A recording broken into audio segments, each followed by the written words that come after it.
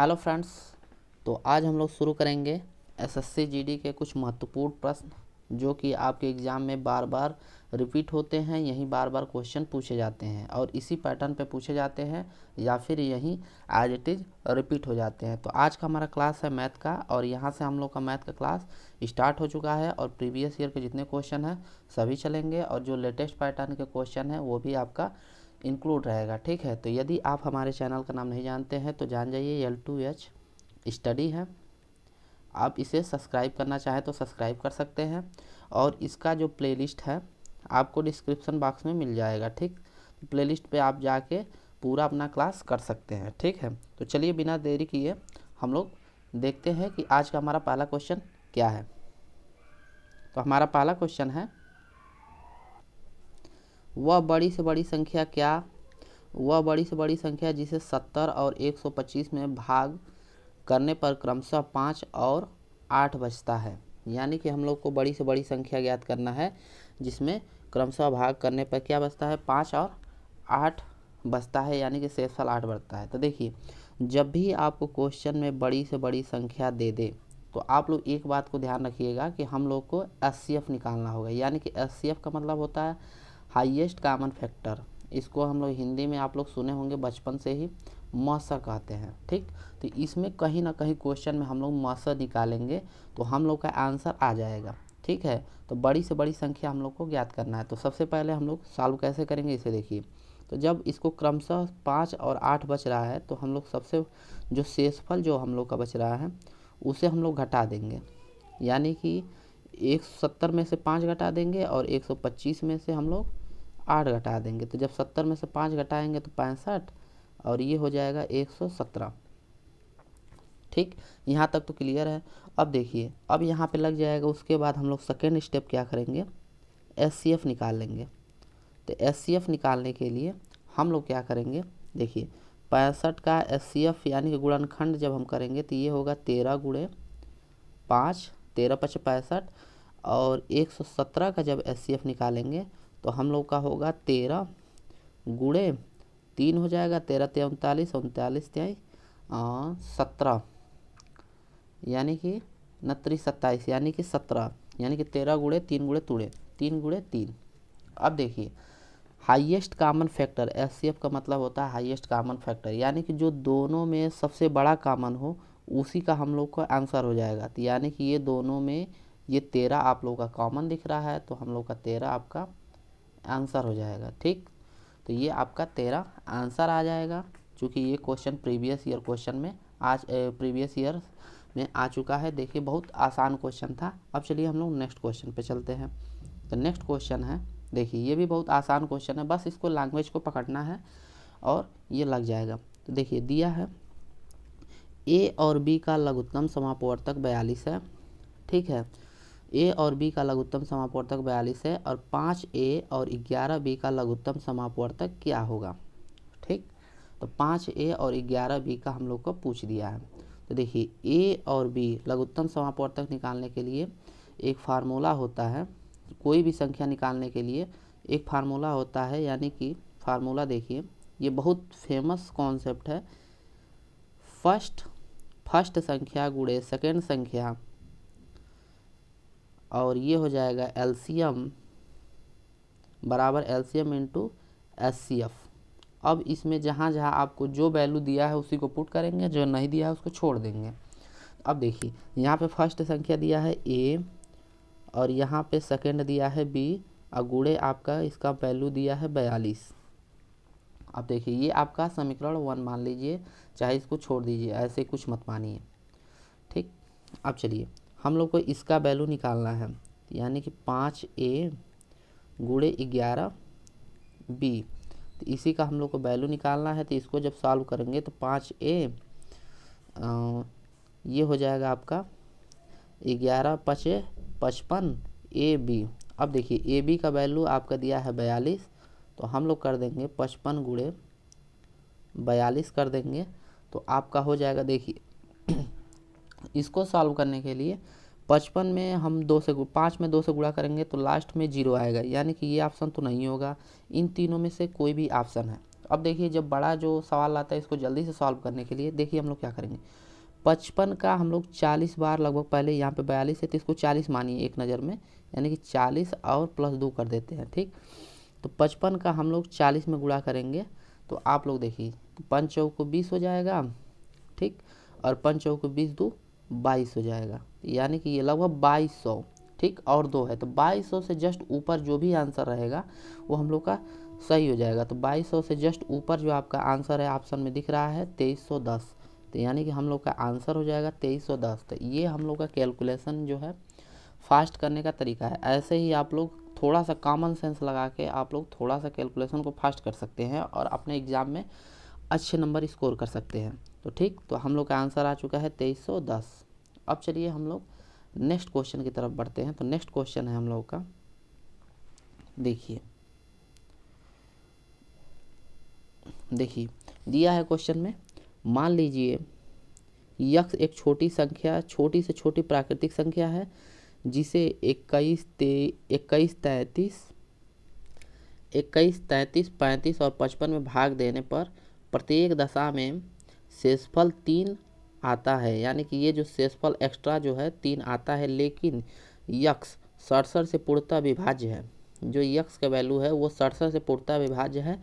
तो यक्स के अंकों का योगफल क्या होगा, यानी कि जो आपका वैल्यू आएगा, जो आपका यक्स का वैल्यू आएगा उसी को अंक मान लीजिए कि 302 आ गया और 302 आ गया तो हम लोग को क्या करेंगे, इसको जोड़ देंगे, यानी कि 2 + 0 + 2, तो हम लोग का आंसर 4। ऐसे ही हम लोग को कोई ना कोई वैल्यू आएगा।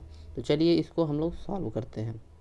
तो ध्यान दीजिए, तो सबसे पहले हम लोग देखिए छोटी से छोटी संख्या आया है तो हम लोग क्या करेंगे कि इसका एलसीएम निकालेंगे। तो यानी कि हम लोग का 21 और 33, 35 और 55, तो इसका जब हम लोग एलसीएम निकालेंगे तो ये आपका एलसीएम जो होगा ये आपका आएगा 1155। ठीक, यानी कि 1155। आज इसको एलसीएम निकालना नहीं आता है तो यहाँ पे देखिए 21 लिख लिए और 33, 35 और 55, यानी कि सबसे पहले सबसे छोटी संख्या से भाग देंगे तो ऐसे ही देके हम लोग का फैक्टर निकालेंगे और जो यहाँ पे फैक्टर बचेगा उसी का सभी में गुणा कर देंगे तो आप लोग का 1155 आ जाएगा। ठीक, अब चलिए आगे चलते हैं। अब क्वेश्चन में दिया है, यहाँ पे देखिए शेषफल 3 बचता है। तो यानी कि कोई भी संख्या यहाँ पे, तो ये आपका एलसीएम निकाले हैं तो हम लोग क्या कर लेंगे, एक अपने तरफ से मान लेंगे कि यक्स मान लेंगे। तो यानी कि 1155 और ये जो संख्या है यक्स, यहाँ पे जो शेषफल बच रहा है 3। ठीक, अब क्वेश्चन के आगे पढ़ते हैं। तो 67 से पूर्णतः विभाज्य है, तो यानी कि ये आपको क्या कर देंगे, ये आपका 67 से विभाज्य है। ठीक, और जो संख्या आएगा यक्स की जो वैल्यू आएगी उससे हम लोग क्या कर लेंगे कि जो भी संख्या आएगा उसका हम लोग जोड़ कर देंगे तो आंसर आ जाएगा। तो अब चलिए हम लोग इसको देखते हैं। तो यहाँ पे देखिए यक्स का वैल्यू हम लोग कुछ भी मान लेते हैं, जैसे मान लीजिए कि वैल्यू पुट करने के लिए हम लोग यक्स का वैल्यू 1 मान सकते हैं, 2 मान सकते हैं, 3 मान सकते हैं। कोई ऐसा 3 या 4 बार करेंगे तो कोई ऐसा संख्या रहेगा कि यहाँ पे पुट करने पर ये 67 से पूरी तरह से विभाज्य हो जाएगी। तो देखिए, तो हम जब इसको कैलकुलेट किए थे तो देखिए 11 का आप 55 में देखिए यहाँ पे जब गुणे 4 से कर देंगे और +3 जोड़ देंगे तो ये आपका 67 से पूरी तरह से विभाज्य हो जाएगा। आप लोग कैलकुलेशन इतना तो कर ही सकते हैं। ठीक है, तो इतना आप लोग कर लेंगे तो आपका देखिए यहाँ पे जब आप विभाज्य हो जाएगा तो वो आपका आंसर आएगा, देखिए 4623 आपका आंसर आएगा। ठीक, 4623 आपका ये आंसर आएगा जब काट पीट करेंगे, तो जब भाग देंगे तब इसको गुणा करके इसको जोड़ के इससे भाग दे देंगे। अब देखिए इनका योग पूछा है, यानी कि आप यहाँ पे देखिए 4 + 6 + 2 + 3, तो 6 4 10 और 6 4 10 हो गया और 3 2 5, यानी कि आंसर हो गया आपका 15। तो ये आपका आंसर हो गया, यानी कि ऑप्शन नंबर सी बिल्कुल सही है, यानी कि ऑप्शन आ गया 15। तो ऐसे ही इसको सॉल्व करना था।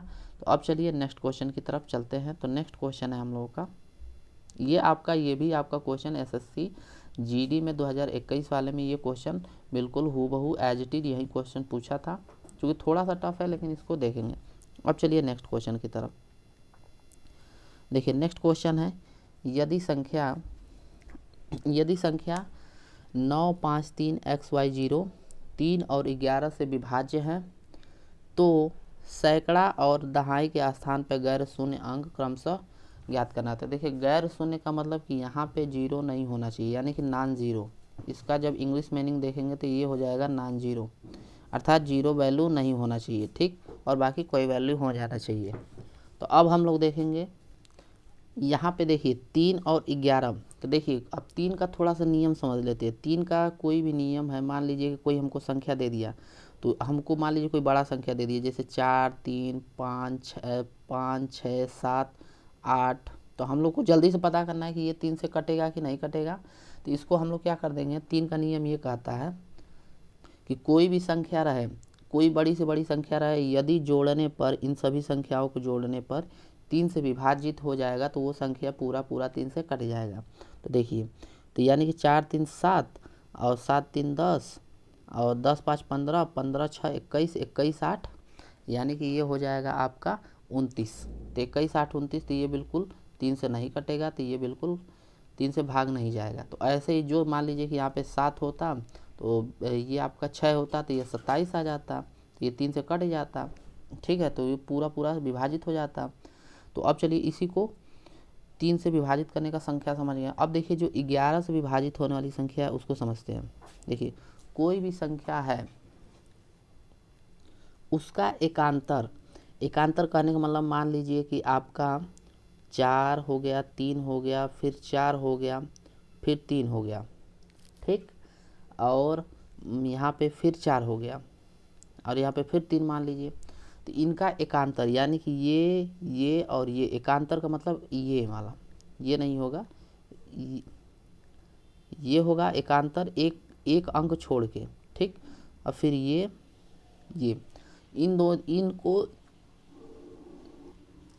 इनको जोड़ने पर, दोनों को जोड़ देंगे, यानी कि 4, 4, 8, 4, 12 और 3, 3, 6 और 3, 9, यानी कि जोड़ने पर और जोड़ के, दोनों संख्या को जोड़ के आपस में घटाने पर यदि उस संख्या का वैल्यू या तो 0 आए या फिर 11, फिर 22 या फिर 33, यानी कि 11 से संख्या कट जाए तो वो समझ ये संख्या पूरा 11 से विभाजित हो जाएगी, ठीक।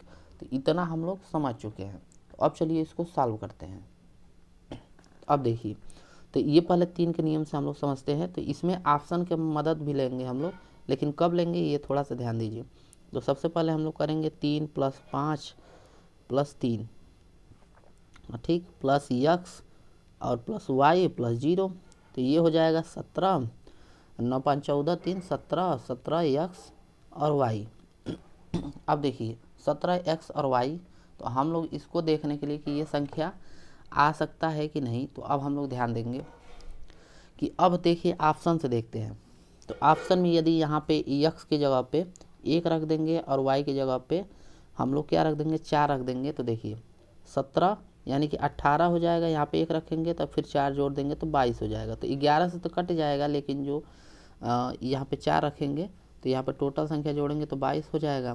तो 11 से तो कट जाएगा लेकिन 3 से नहीं कटेगा, तो ये ऑप्शन बिल्कुल गलत है। अब देखिए सेकंड वाला देखते हैं। तो सेकंड वाला दिया है आपका 7 और 3। तो यहाँ पे देखिए 7 और 3 दिया है, तो यहाँ पे हम लोग रखेंगे 7 और 3। तो x के जगह पे हम लोग 7 रखेंगे और y की जगह पे हम लोग 3 रखेंगे। तो हम लोग जोड़ेंगे तो 17 और 7 आपका 25, 17 और 7 आपका 24 हो जाएगा।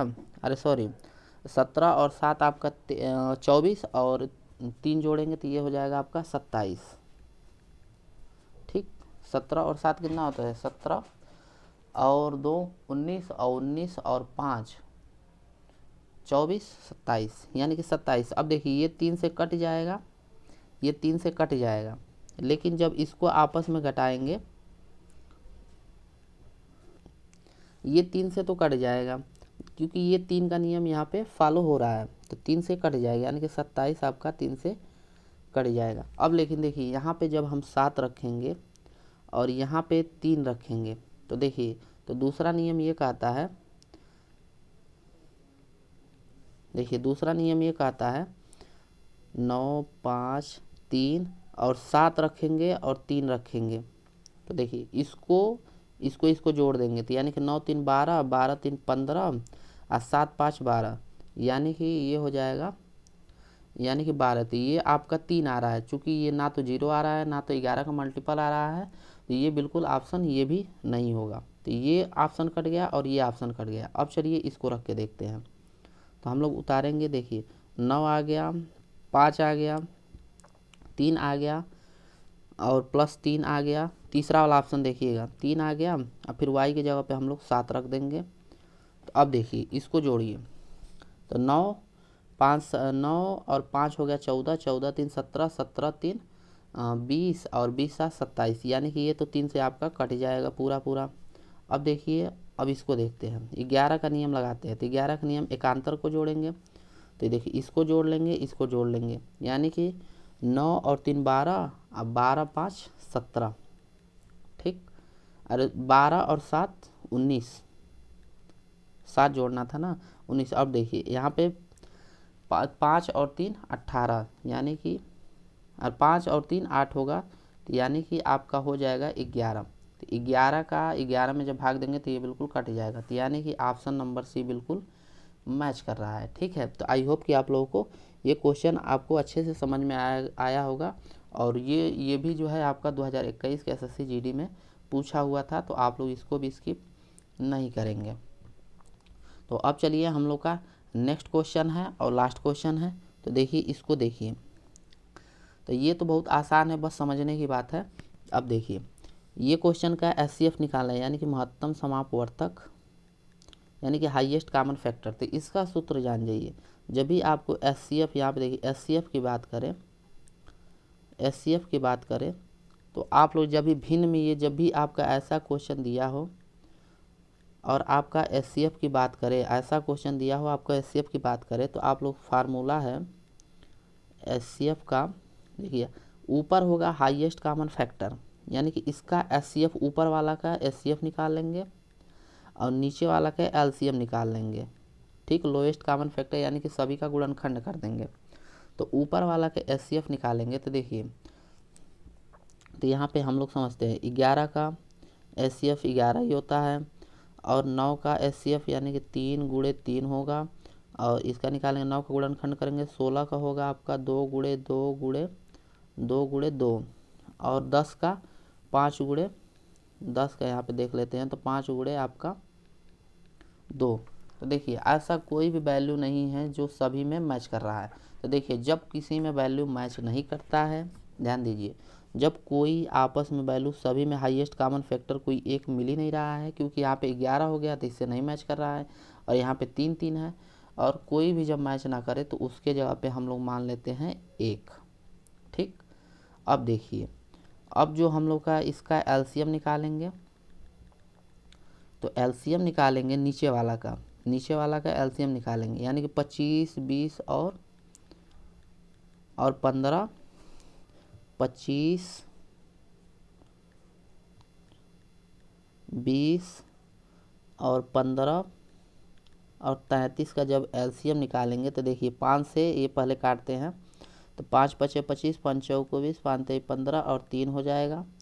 और इसका देखिए फिर करेंगे तो ये हो जाएगा आपका, 5 से काट लेते हैं तो ये हो गया 5 और फिर 4 फिर 3 और ये 33 है ना, तो 3 और 3 फिर कर देते हैं, यानी कि हम लोग कर लेते हैं 3 से, तो आपका ये हो गया 3 है यहाँ पे, तो 1 हो गया, 4 हो गया और 3, और ये भी 1 हो गया, फिर ये 11 हो गया। तो देखिए सब अलग अलग हो गए, यानी कि 5 गुणे 5 गुणे 3 और गुणे 4 और आपका हो गया 11। तो इसका जब एलसीएम निकालेंगे तो ये हो गया 5 5 25 23 75, यहाँ पे 4 है, तो 25 23 75 हो गया।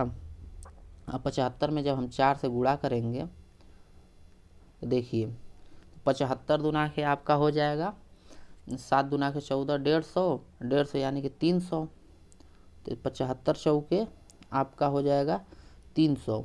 और 300 में जब 11 का गुणा करेंगे तो आपका ऐसे भी समय 11 या 33, देखिए उसके बाद 33 के बाद 00, तो आपका आंसर मैच कर गया, यानी कि ऑप्शन नंबर ए। ठीक, तो ये आपका ऐसे ही आप लोग सॉल्व करेंगे। तो आप लोग बस फार्मूला का ध्यान देंगे कि ऊपर का एचसीएफ होगा, एचसीएफ में एचसीएफ, और जब एलसीएम में आपको पूछ दे तो एलसीएम में ऊपर का एलसीएम हो जाएगा, एलसीएम ऊपर का हो जाएगा और नीचे का आपका एचसीएफ ही हो जाएगा। ठीक, ये आप लोग समझते रहिएगा। जो एलसीएम में पूछेगा, जो पूछेगा वो ऊपर रहेगा और जो नहीं पूछेगा वो नीचे रहेगा। तो चलिए दोस्तों, आज के लिए इतना ही, मिलते हैं नेक्स्ट क्लास में। यदि आप लोग को अच्छा लगा होगा क्लास तो आप चैनल को लाइक करके, बिल्कुल लाइक करना बिल्कुल ना भूलिए, लाइक और शेयर भी कर दीजिए। ठीक है, तो शेयर भी आप लोग कर दीजिए ताकि हमें ज़्यादा से ज़्यादा सपोर्ट मिले। चलिए आज के लिए इतना ही, मिलते हैं नेक्स्ट क्लास में, तब तक के लिए दोस्तों धन्यवाद।